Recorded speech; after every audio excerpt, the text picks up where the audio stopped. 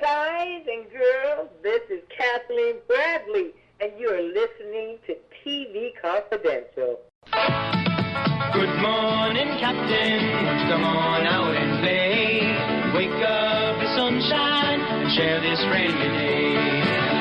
Ed Roberts was reminded that Tony Figueroa and Donna Allen are with us as we continue a look at Captain Kangaroo, the iconic staple of children's television that premiered on CBS 70 years ago this week in TV history. This particular edition with Tony and Donna originally aired in October 2015.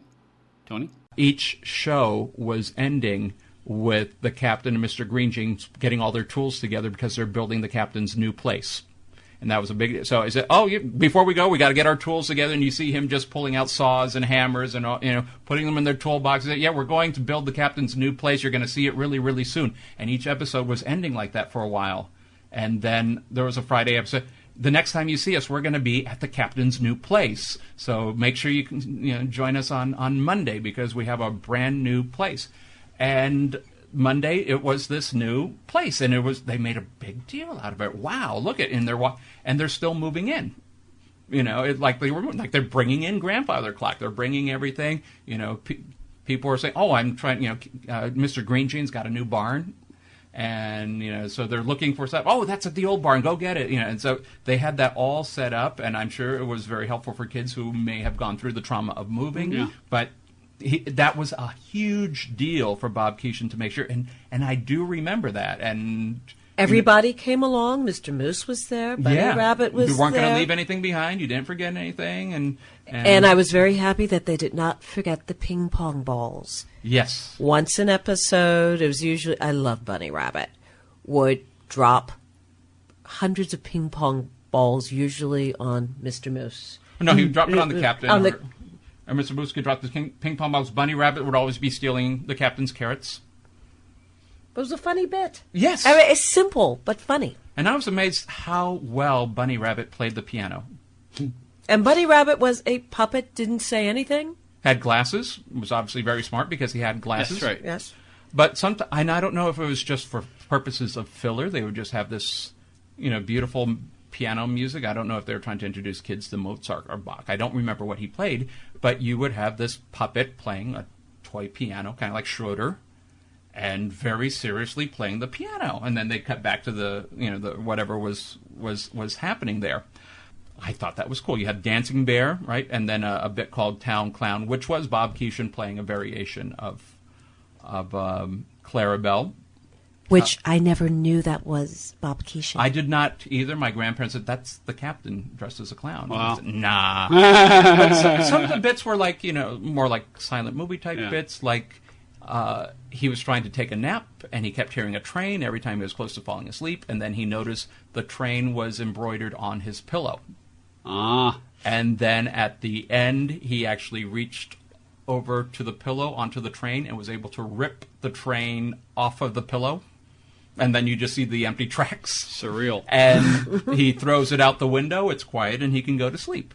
I remember later there was a family of koalas. The main character was Brisbane, as opposed to Brisbane. And it was this family of koalas, mom, dad, boy, girl. They only ate eucalyptus leaves. They couldn't understand why there were people who liked ice cream, because that was yucky. But also kind of understanding, some people are different. Boys and girls, Brisbane's sister liked to sleep with a doll. And he said, well, I don't want to sleep with a doll. I'm a boy. He said, I'm going to sleep with my motorcycle. And he had a toy motorcycle. And he would tell his dad, he's like, yeah, girls are silly. They sleep with dolls. And he's sleeping with his motorcycle. Just all the different types of things. And they would just have these conversations. There was a cartoon segment, Tom Terrific. I remember which that. was done by Terry Toons, Paul Terry. They were offered a lot of other cartoons. Remember, all these local shows showed Bugs Bunny. And Bob Keeshan, strict rule, no violence. And so Paul Terry did Tom Terrific, which looked like pencil drawings. It looked really cool, and Tom Terrific could turn into anything he wanted.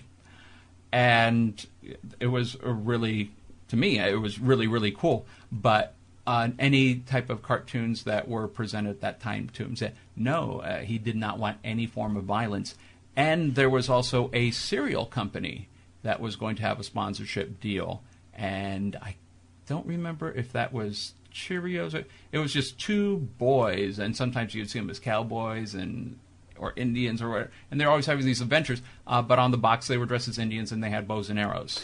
And Bob Keeshan said, no, those are weapons. We do not want that.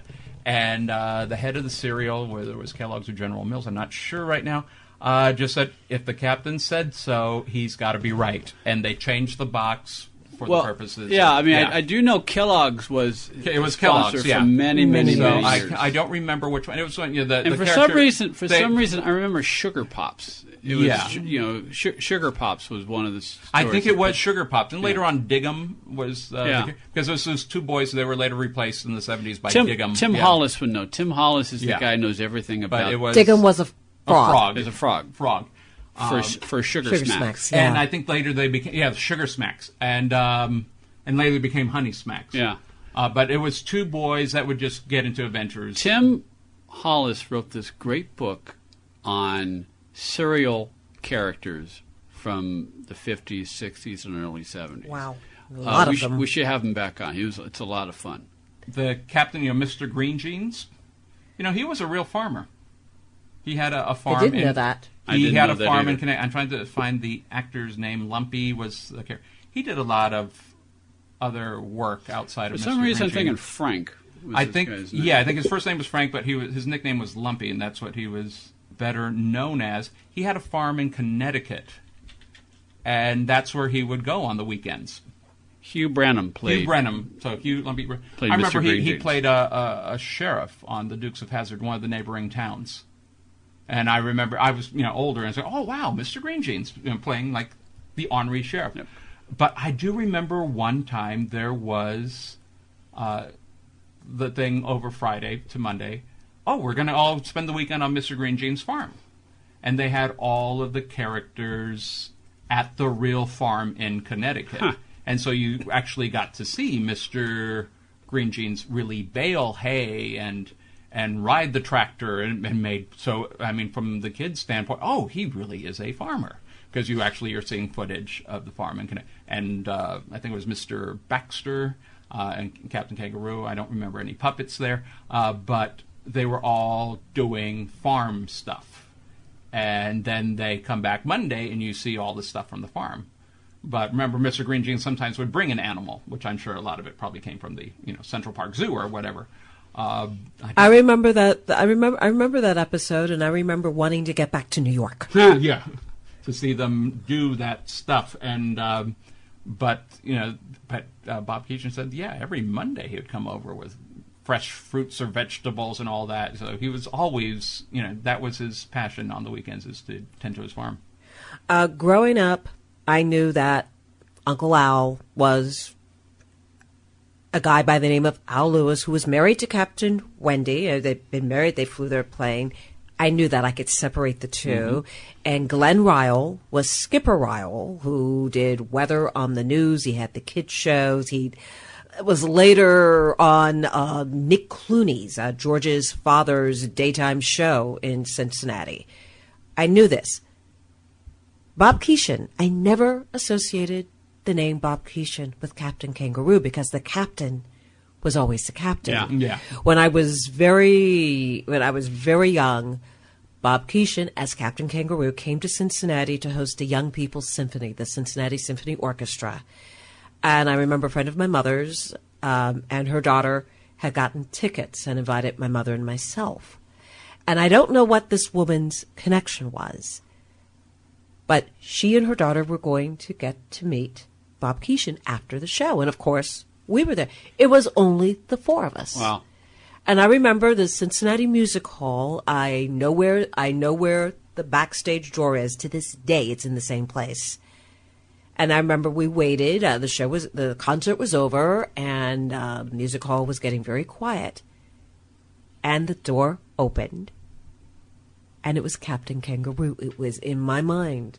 It was not Bob Keeshan. It was Captain Kangaroo. He maintained that facade for Cheryl and myself, and it was I had met Donna a few years before. At the airport, totally embarrassed my parents. I saw him at a rent-a-car, and I pointed, that's Donna. And he came over and shook my hand. The second celebrity I met was Captain Kangaroo. And I didn't realize that he had given both Cheryl and myself an autographed photograph. Wow. That I had for years. I have no idea where it is now, but it was autographed, Captain Kangaroo. He appeared on different shows. I know he was on Cher. Yeah. Their Christmas episode, but as Captain Kangaroo, not as Bob Keeshan. He appeared on, it was a Family Ties kind of spin-off. No, it was Family Ties. I think it was, because Steven, the dad on the show, worked for PBS, which I always found kind of funny, an NBC show, but his job was, he was the manager of the local PBS station. Yeah. So there were a lot of digs. But that's when Captain Kangaroo was on PBS. And he did appear, but he was Captain Kangaroo. It wasn't, this is Bob Keeshan. Everyone knows him. They did not separate. And so he would make appearance. But when he was on Cher, he was doing sketches, but as Captain Kangaroo. And one of them was a sketch where he is selling the show to NBC. And so Cher is playing an NBC executive. So it's a CBS variety show, Captain Kangaroo's CBS.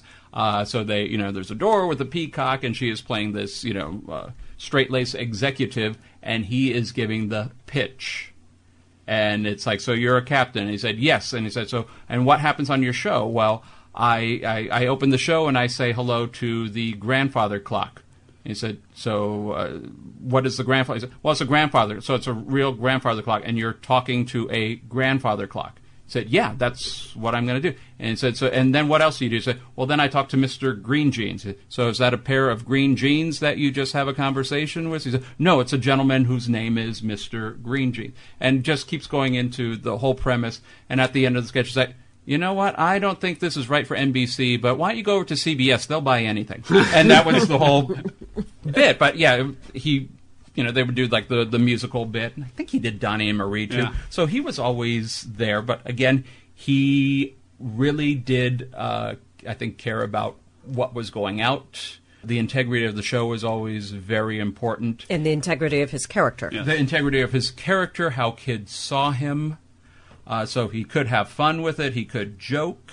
I think he also knew that parents were watching with the kids. He encouraged that. So a couple of the little jokes might have been just for them.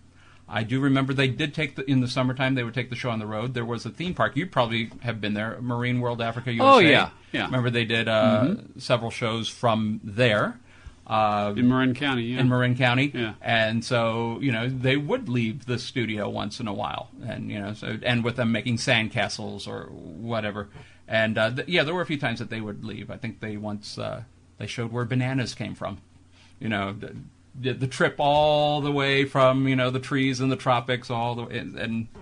But so he did have that educational component. Well, down here, bananas come from Vons. They come from Vons, yes.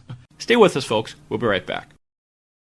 One more item. If you're starting a company, particularly one that is in an emerging market, you know that averting any sort of legal dispute is crucial to your business plan. Our friends at Tectonic Law offer an array of services that can help you avoid and preempt future litigation while also developing and protecting your intellectual property and intangible assets. Tectonic Law serves the needs of a host of emerging industries throughout California and beyond, including industrial designers, beverage makers, artists, farmers, retail stores, health practitioners, wellness experts, cosmetics manufacturers, nonprofit organizations, innovators in sustainable practices, and libraries.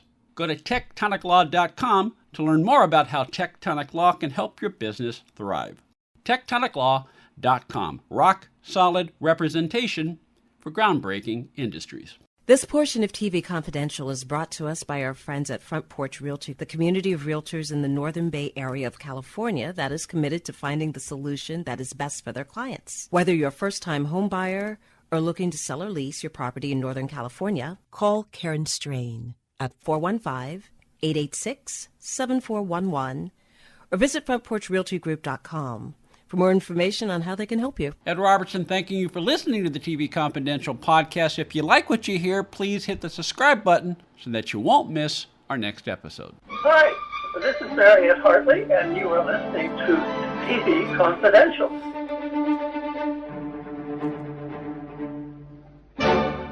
And both Donna and I are friends with somebody who was involved with the reboot, so I want to be completely fair. When they did the all-new Captain Kangaroo several years later, Bob Keeshan was not... he did not necessarily... I'd say, let's be nice, he did not... He did not put a stamp of approval on it. No, he was invited to be on as a character called the Admiral. And so who is the captain? The Captain Kangaroo was an actor named John McDonough. If you look at him, he has a beard. He looks Amish.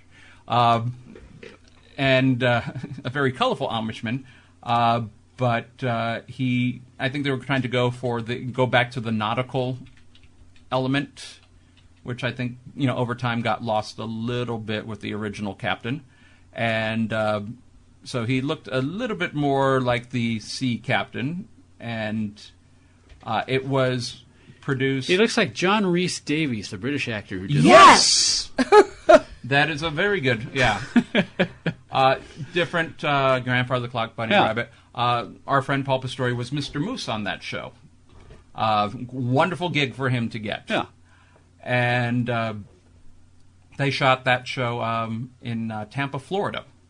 But Keeshan was still around at that time. And he did decline the opportunity to be on the show. And I would not call it a snub. He just did not. I don't think he approved. I would say been there, done that. Yeah. And, there's sometimes people do definitely take up the opportunity, and it's always appreciated.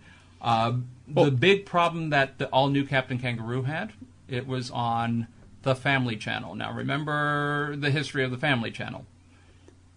Yeah, it's Pat Robertson. It was Pat Robertson. Remember, it's called the Family Channel. The whole idea... Well, originally it was CBN. CBN, right. And they were showing the 700 Club on cable. They had intentions of having news programming, soap operas, to become a regular network that would be Christian-based, but to have, all sorts of different types of programming like any other network, but...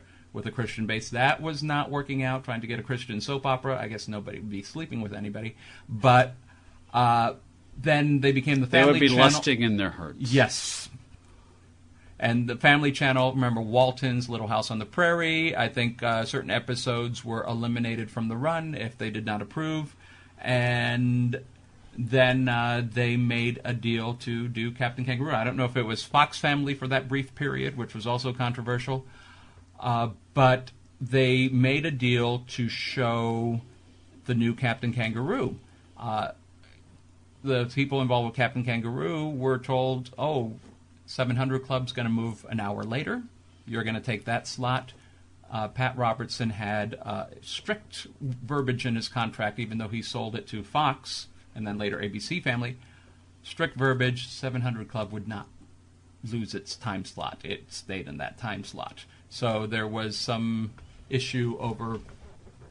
I'm trying to be as pragmatic as possible, but to put the show on after the 700 Club at that hour, kids were either already in school or already... It would not have worked. Yeah. No. So instead of having it earlier, which was the intention, which was the original show for the kids to see, they were not allowed to have that time slot. That pretty much hurt the show. They did do a spin-off for one season, Mr. Moose's Fun Time. But trying to revive that show, I don't think it had anything to do with the quality of the show or what they were trying to do. It was just they could not get the time slot that was beneficial, which is... Well, no, look, if you're targeting a certain demo and you can't get that time slot when you're going to maximize that target demo, that kind of defeats the purpose. And you're dealing with a very limited time slot. They could have put it, make it after school, but I don't think necessarily the big demographic would be kids going to school. Right. But you did need them at a certain hour of the morning, or you would lose them. I think we do see the essence of Captain Kangaroo in many other kids programming, whether it's on the Disney Channel. I think it is the model. The Chica Show, which is on NBC in the mornings. people, puppets, interacting, lessons. But I think the strict standard that Captain Kangaroo set for that show is what's very important. Bob Keeshan set for the show is very important for what would carry on in the world of children's programming and television. You can enjoy Tony Figueroa's standalone podcast This Week in TV History, Apple Podcasts, Spotify, wherever you find audio. Tony and Donna, we'll see you both next time. Next time. Howard Smith will join us when we come back on TV Confidential. Now you can get generic Viagra shipped to your door for about $2 a pill. Get the same impact for less. Call Steelman Pills now and get the same blue pill for about $2 a pill. Call now for the 50-pill special and save even more. Plus, get a free bonus. 800-932-2613. 800-932-2613. That's 800-932-2613.